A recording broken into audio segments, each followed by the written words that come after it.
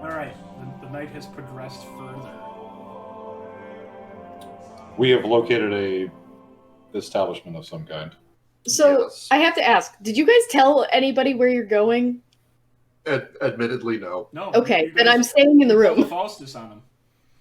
Yeah, I'm sorry. It's entirely me.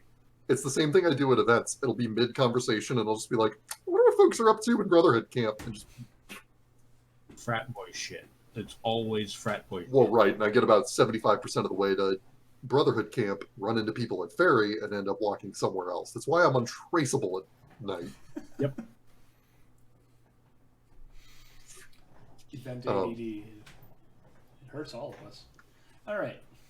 So the last thing that I do before we leave the Merchant Square, before we head up, is, I'm guessing, as you know, there stereotypically are in these markets, there's hungry-eyed kids looking for the opportunity to make a coin or two. At this hour, they're not kids, but they're definitely older teenagers. Okay. I find the best coiffed of these street toughs. You can definitely tell there's a group of 5 of them, and one thinks he's got the best hair. And All right. He puts it all into his hair. There's the tunnel snakes. Cool. Yes. He's donned in leather. I walk up to him and I say, "Hey, I got a business proposal for you." He looks like he was just in the middle of a funny joke that he was going to tell, and you ruined it. Yeah, cool, whatever. So, you know the herbalist shop not far from here. Yeah, funny tinctures, potions, and the Yeah. laugh grass. Yeah, you got that. Yeah. What's it? So here's the thing. They open first thing in the morning. There's a number of things that I very much need, and I kind of look down at myself and my armor and my cloak that is probably turned on. And I just go, all right. That You know sounds who I like a am? personal problem, bud. Yeah. And he just starts, like, his buddies start laughing, he starts giving out high fives. Yeah, all right. So to cut through the shit, if you, as soon as that place opens, as soon as she unlocks her door, give her this shopping list. Tell her that Caleidah of the Sons of Sylas needs this order filled. I'll give you 2 silver now. I'll give you 2 silver tomorrow as soon as it's done. Make a persuasion check. With disadvantage. Horse fucker. 2 silver? I mean, I still ended up with a 10. Yeah. He looks at you, he takes the note, and he says, yeah, bud. I'll get that done for you. I'm going to roll insight on that. I am also going to roll it. But I'm like behind and to the left of you, and I'm just like, I don't trust this fucker. Just eyebrow raise. Natural 20. Oh. Yeah, I ended up with a 24. So you roll shit on the persuasion, but you destroy on the insight. You could definitely tell just before he even opened his mouth, just by the look at the money in his hand and the list, and how he just does not want to do this for you. Even for 2 silver, he is going to pocket this money, and the second you turn around, that note is going to just dance in the street. I would very much like him, upon realizing this, to make a wisdom saving throw. As from your left to lady. Yeah. You see a feathered clawed hand just reach out like kind of like this motion. But he's a teenage guy. He couldn't possibly have his life more laid out than right now. All right. You got a 13. Fails. He is held. So All right, kid. And I'll step up. He just Let's try. freezes in place like. As I take a step up and I let the illusion drop. Let's try this again. His eyes grow wide, and he's just trying to look back at his crew. And if he could see them, he wouldn't. Because they split. Oh, Because they're fucking gone. Yeah, they've got no loyalty to this dude. All right.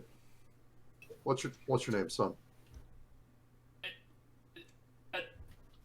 I don't give a shit that I'm not your dad. I'm going to call you son, kid. What's your name?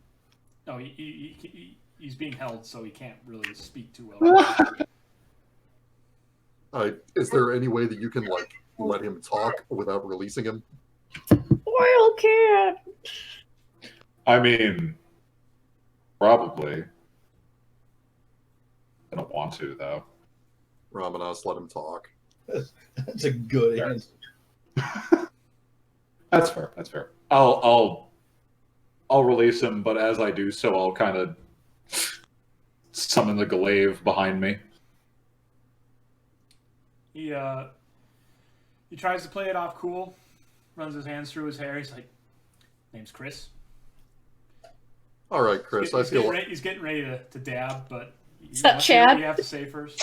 All right, I feel like we've gotten off on the wrong foot. Let's try this again. Hello, Chris. My name is Caleidah. I would like to hire you as a messenger for a task that I very much need completed. I will pay you a sum of money now and a sum of money on completion. Chris, how much will I owe you to complete this with no issue? He's like, "It's a simple job. I don't know why you just picked me out of a group just to do this, but You're Look distinct. reliable.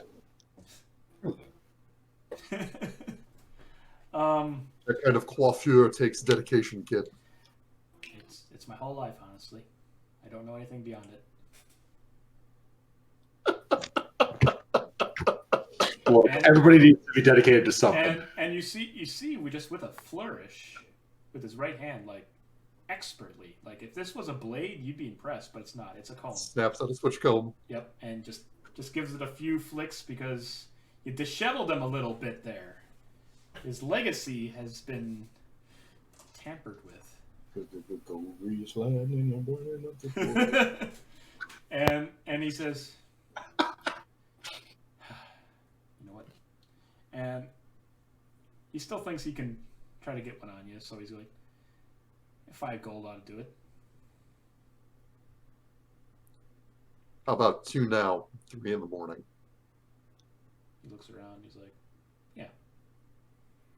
All right. And he looks over at Ramanas, and he's like, "Be careful with that magic around here. Get locked up for holding people like that. Unless you're a justice. You don't look like a justice to me." Between you and me, I'd love to see them try. Out of character. Please don't make me fucking See, let Havik's another one of my people get being arrested. completely innocent, and then he just I'm throws not. his cloak off, and Ramanas finds it and picks it up and dons it, and then, fuckery, behold. There is a new Dread Pirate Roberts. Okay. And then if no one else has anything else in the market, gonna head for the Blessed Grape. Okay. Oh, you've got the means, don't you? Is that Chris saying that? No. I'm saying that to you as a DM because. Anyway, Ramanas, you still following Caleidah in whatever tent Yeah, you selected this evening? I'll stow the weaponry and redisguise the arms. Okay. Carefully hide your freakish form as you make your way towards. Whoa, words hurt, man. I know. It's true. So do clawed hands. You make your way Yes. to the gate. Only if you don't use lube. Wait, are they claws or talons? Yes. I picked a shitty time to drink. I almost killed Ramanas. Oh, You you fucker. will be tested. All right. So the heights, they are as they say they are. This is clearly an elevated part of town. You can definitely tell that this is normally pretty flat ground, so this definitely was a man-made thing. Probably a superiority complex of those involved, but you can definitely see just beyond the gates cobblestone roads that are lovingly tended to, sporadic gardens that are just springing in between these buildings. It is lush. It is well guarded and taken care of, and well lit, actually. And standing before these gates that seem to be the only way in conventionally are 3 guards awaiting people to come by. Watching this for a minute, you do see what appears to be a wealthy merchant man. You can't quite tell.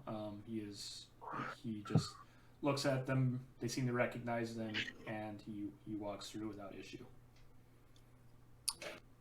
I approach the gates. You approach the gates. You can definitely tell. On full display. Like I have a little Yep. bit of my sword cleared out of the sheath, so I've got the light there, and the cloak is going. And Oh, okay.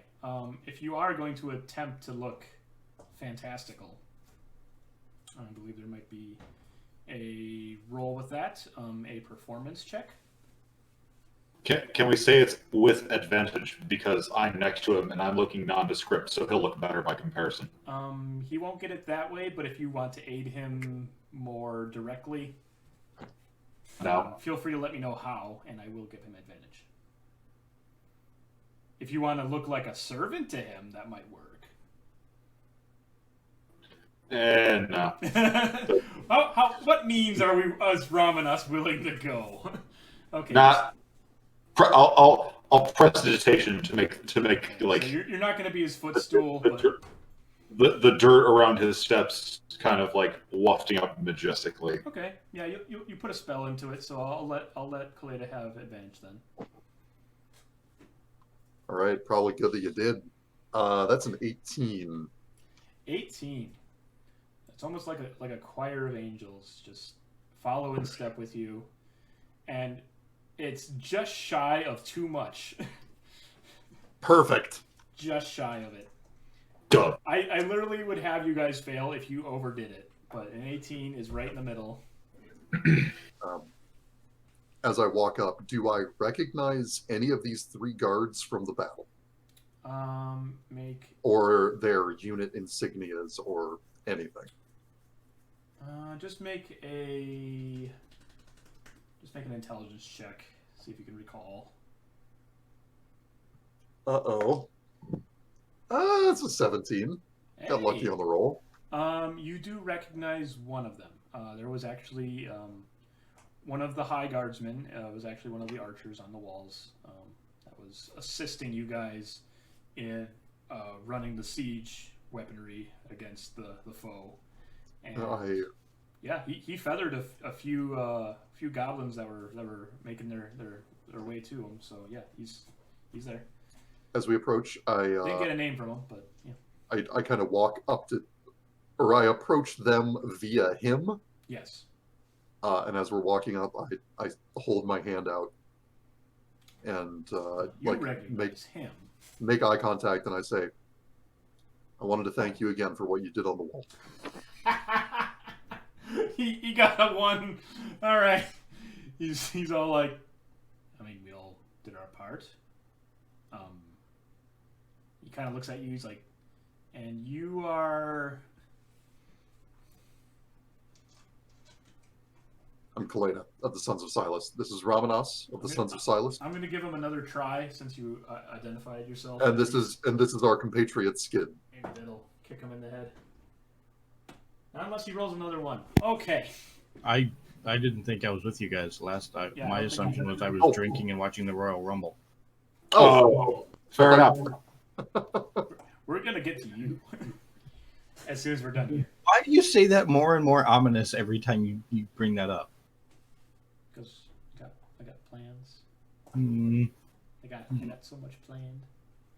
5 years. Gotta keep you interested. All right, so Yeah. did he Gotta botch tickle his another balls a little bit. I got to juggle all of you. All right. He's. I don't know if he's just having an off day or just a trick of the light, or I mean, it was like 3 days ago, man. Get over it. Do the other 2 recognize us at all? You know, it'd be really funny if they At one did. point, Ramanas and I were both sweeping through the air like Yes. fucking superheroes. Yes, you guys did that. You also just did a straight up display in the middle of town not too long before that as well. Right. So That's a whether thing they- that happened. Whether they were on the battlements or not, you guys made yourselves like you whipped it out and slammed it on the desk often and early. So let's see if they got it. I am not a subtle creature. So that's a thing that happened. I rolled 2 different dice, and they're both ones. I am Proud bound of to die in ignominy. I am glad I'm getting these out now than instead of like a big bad boss fight. But holy How shit! in the fuck? Like I mean, Like, this is I could pull a Havik and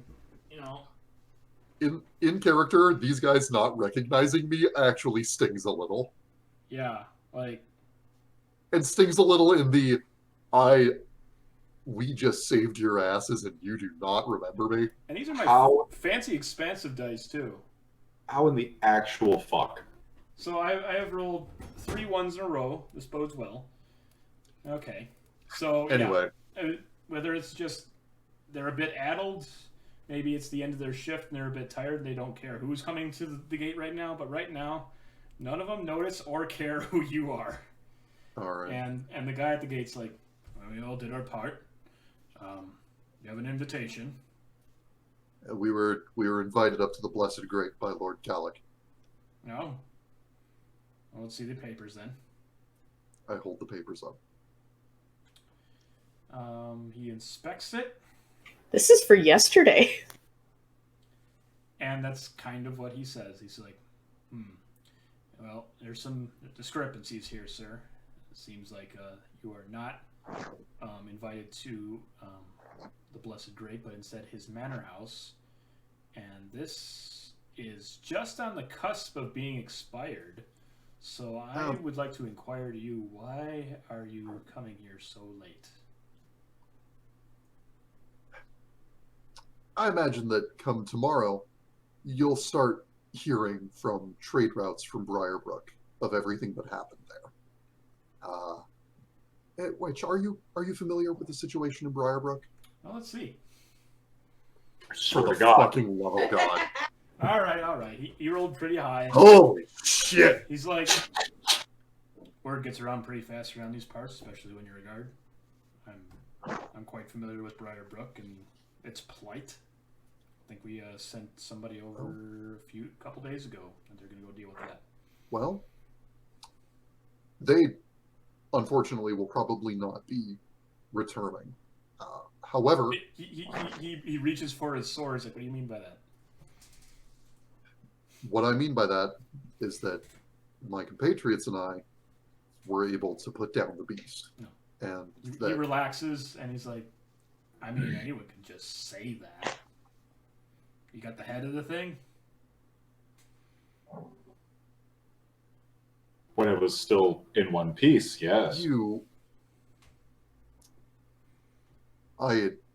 Is it, which guard is saying? Is that the one I recognize, or is that one of the other guys? It's one of the other guys. He's chiming in. He's rebuffing. He's adding. I take a soft, like a gentle step in toward him, and kind of position myself so that whatever light is there is probably glinting off of my eye. He puffs up visibly, like he's pretty confident that his armor is going to protect him for whatever you're going to throw at him right now. I look, and I give him the look, and it's, have you ever fought a demon? Have you ever had to stare down something that does not exist, that should not exist, that the laws of the world and every fiber of your being are demanding of you that this simply cannot be, and you watch it surge toward anyone? It could be someone that's ready for it. It could be someone absolutely innocent. It could be the dead of night, and the thing taunts you by throwing a dead child out at your feet. And you walk up to it, and you do combat with something that by all means should not be real. And you put it down using powers that by all means should not exist. And you do away with it. And all of this unreality starts to unknit itself from our reality until there is nothing left but nightmares and screams. And that is why we are late. If you want, you can make a persuasion or an intimidation check. Again, what kind of angle you're pushing here? I feel like intimidate is more accurate to what I just said. Woo boy! Natural 20 for a 26. Dear God. So I had a snide rebuttal, just raring to go in case you failed that. But Just gonna start that one out. he was ready to say like, yeah, bud, I deal with merchants. I deal with rich folk. They'll make you wish you'd never been born. They'll string you up just as easily as any demon. But that is like just choked up in his throat as he tries to envision this painting that you've clearly have orchestrated not too long ago of his mind, and he kind of reels back a little bit, like not expecting the thoroughness that you've clearly been through some shit not too long ago, and he just looks like No. No, I haven't. A few hours ago, Merchant Boy passed through and then came right back on an errand from Lord Calek, correct? Yeah, a little kid come by. He had a note with him. He's the invitation, probably. And on the return, he carried my message back to Lord Calek, which was that I had to see to my people, and then I would meet him at his tavern of choice. He reaches out kind of with a shaky hand. He's like, that was scheduled for 7 hours ago. Then we wouldn't have received this invitation until it was already expired. Now, I'm sure that Lord Calek will understand, because he wants to do business with me. And I feel like he's a reasonable, understanding man. But what if he finds out that his pet guards have held me up even longer from this meeting that I'm supposed to have with him? He looks at the papers, looks at you, and briefly recalls your tale and Lord Calek himself, and he says, "You got a couple hours. Get in there and make it quick, or we'll come looking for you." And the other two guards are just looking at him like, "Really? We're just gonna?" He's like, "Yeah, just open the gate." He's like, "All right." You gentlemen have a nice evening. I'll follow closely in. And they kind of give you guys like a little bit of a salute, and he said, just a couple hours. And once we do get to the Blessed Grape, I will find whatever barback or errand boy. There's got to be some kind of. We're in a high class enough area. What is There's it got to with be you some. just shaking down commoners and putting them? I'm not shaking him down. I am finding a young man hungry for a chance at money. I am looking for an entrepreneur. God damn it! Well, unfortunately, you've picked A young boy. You've picked the worst place just now, especially to find youths that are hungry for work. Or a valet, or Yes. some high grade boot kisser. Make a perception check as you attempt to find a valet or some sort of note boy at this hour. You keep saying at this hour like it's so late. Isn't it like 10 o'clock? Yeah, it's like 9:30. That is a 16. People need their sleep. Sure enough, that very same boy who actually gave you that note prior seems to be on task, and he is going from one building and attempting to get to another one when you delay him. You there, boy? Yes. Oh, hi. I'm on task right now. What do you want? 3 stacked silver. He looks at it and he's like, "Yeah." Go to Lord Calek's manor. Inform him that I would like to meet him at the Blessed Grape. He gives you a slow smile. He's like, "Oh, mister, 3 silver's not gonna do it. Give me about 3 gold and I'll make it happen." And he's just giving you this shit-eating grin because he can tell that you're kind of in a bind. He seems to be. I'm gonna reach out and I'm just gonna kind of very quickly just strangle. grab the kid by the no. I'm gonna grab him by the scruff. I'm gonna grab him by the scruff, by like the scruff of his shirt, and just kind of start dragging him closer. Well, No, you got him before off you- guard. He's looking at Caleidah. I'll say that's a gimme. Okay, you managed to grab him, and he's just like, just turns around, and he's getting ready to shout for guards. I hold my hand up to Ramanas. I bring 2 gold up out of my pocket. I go, 1 now, 1 when he meets us at the tavern. He looks at Ramanas. He's like, "Well, strong I am arming doesn't being a- work here in the Heights. Money I'm being talks." Damn good cop, Skydd. I am greasing every fucking palm. Yes. I am being excruciatingly polite to everybody except that guard. He's being polite. I'm resorting to physical altercation. Yeah. I will take my role as the bad cop here. He doesn't seem very Oh, yeah. scared of Ramanas because he knows that just at a word there's gonna be guards piling on him. Reaches out Yes. and he says, 2 now, and I'll forget what just happened here. And he looks up at Ramanas. I put the 2 in his pocket, or in his hand. This kid's got you by the stones. Like he's He There you go. really doesn't. All right. He's taking advantage of the fact that I don't want to murder him. 2 now, 2 when Calek meets us at the tavern. like this sort of work should cost copper. He's Yeah, asking I for know. gold. But I also know that this kid has an in with Lord Yeah. Calek's manor. This kid's going places. Yeah. He takes the money un- and he will deliver this message for you. And you can tell he's gonna do it. This is not no coiffed haired teen in some market stall being a shit. As soon as I have an ally with the tunnel snakes, and I get my sick leather jacket, and none of you guys do. Also, this is We're gonna secretly run a the myth- underground here. So he runs off with a note, and you feel pretty confident that he's going to do as you ask. And head for the Blessed Grape. I feel like I'm being very aggressive towards people. Yes. You guys make your way towards the Blessed Grape, and with that we will cut to Skydd, who has infiltrated the good bed and found his way into what appears to be some sort of secret night fight pit in which heavily grizzled Sentient tattooed creature home. individuals are just going ham on each other. There seems to be several names of the game taking place and bets at the moment. Looks like Deb had a few rounds herself, just for fun. She seems to be undefeated so far.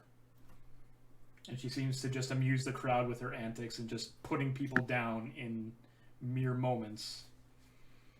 She seems to have some sort of signature move that cannot be thwarted. But she's taking the rest of the evening off. She looks like she's got her own work that she's got to do in a few minutes anyways.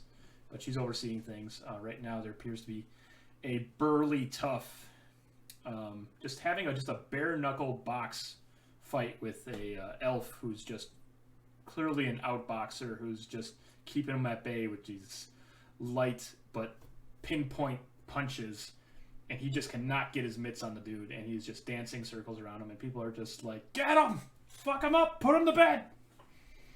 There's about 20 people, various forms of wealth, just a mishmash of folk. Like you'd be surprised just who is here, and yeah, this is just happening in the basement. Okay. Yeah, I mean, There's a spot. I'm just kind of, taking it in, having fun, drinking, probably put, some money on some of the fights, but Okay.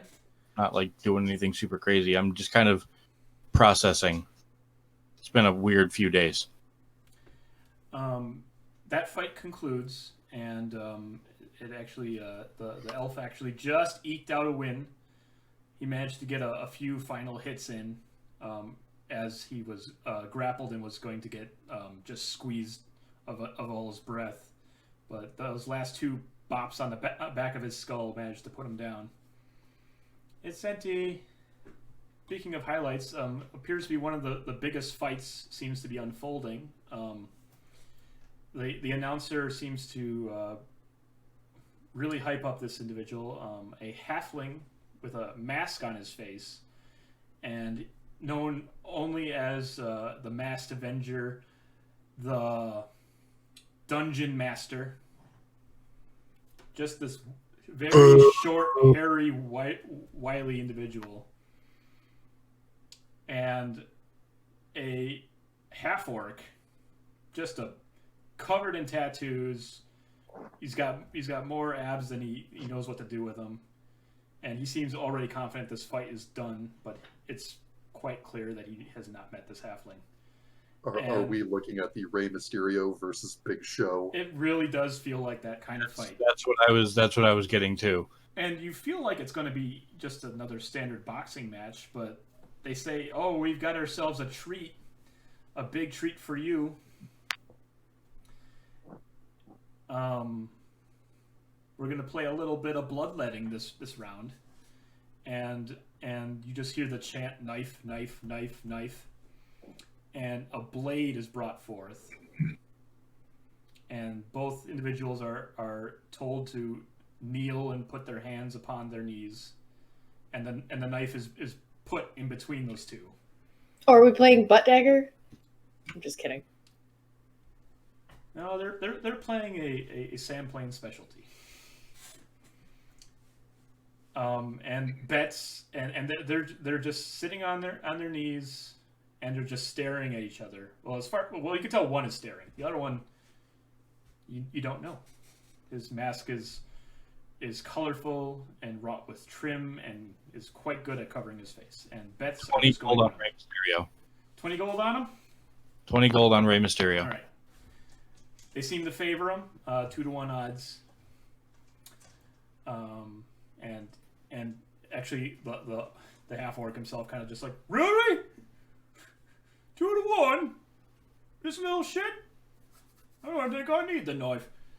And the ref is going like, it's not about whether you can pummel, it's whether you can have a kill shot with the blade.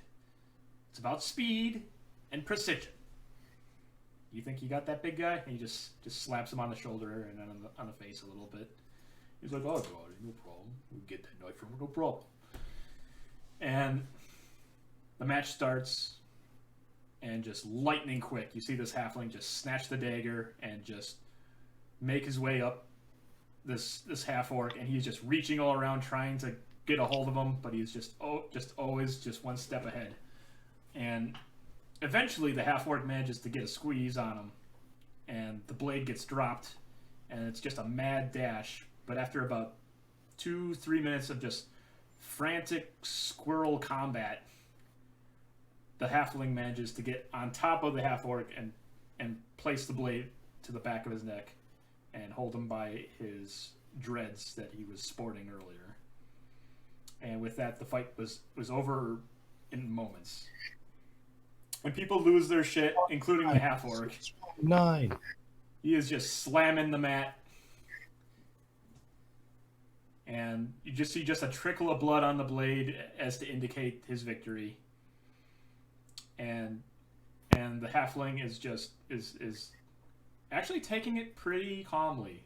Like he's got all this praise, all this shouting, and he just does a bow and just reaches into the crowd, pulls forth a big bottle of wine, and just cozies up in a corner.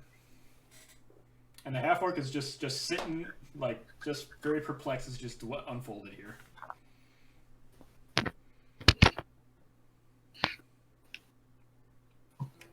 And not moments longer, just a little ditty just starts playing as he is proffered some sort of musical instrument to just accentuate his victory. I was going to say, this hobbit, this colorful, masked, hairy hobbit with a musical instrument is sounding awfully familiar.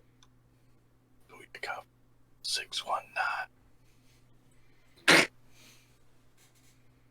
Just a tiny little mandolin, just twanging away at it, idly. He seems to hear music on his own, and just seems to just play. even though there's just discordant yelling and raucous behavior going on all around him. He seems to be in his own little world right now. And there's another half-orc individual, very strangely dressed, who's just sitting next to him and just putting a hand on his shoulder and just giving him just a little bit of words of encouragement. I'm just kind of hanging out, so I'll just collect my winnings and. Yeah, 2-1, so you get a little extra over there. Yeah. Okay. Yeah.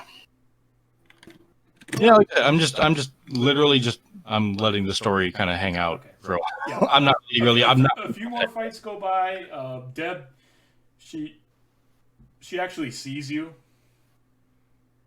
and you feel the eyes of a mother upon you, and she's like, "Almost bedtime." DM. I'll finish my drink and go to turn in, I guess. She ruffles your hair a little bit and goes upstairs. I will, before I take off, I will pull out a gold, lay on the table, and like, for the man in the mask. He was quite profitable for me tonight, so let him drink for free for a while. Have a good night. The gold finds its way to the halfling, and he gives you a flourish and a bow, and word gets back to you. It seems that he brings in quite the crowd and quite the profit in his own, so he drinks for free usually. Well, then. But he's definitely showed his appreciation regardless. Yeah. Well, I guess go to bed as the DM nudges. I mean, you don't have to. You could have that encounter. We could have that. No, that really wasn't going to be an encounter. Like literally, Plus 15 to a grapple. You feeling lucky? My character was not going to do anything in that pit except watch and drink and have a good time. You accomplished all these things, and no roll was necessary. And if that is not a victory as a player, then I don't know what it is. Plus, you made some money, unlike everyone else.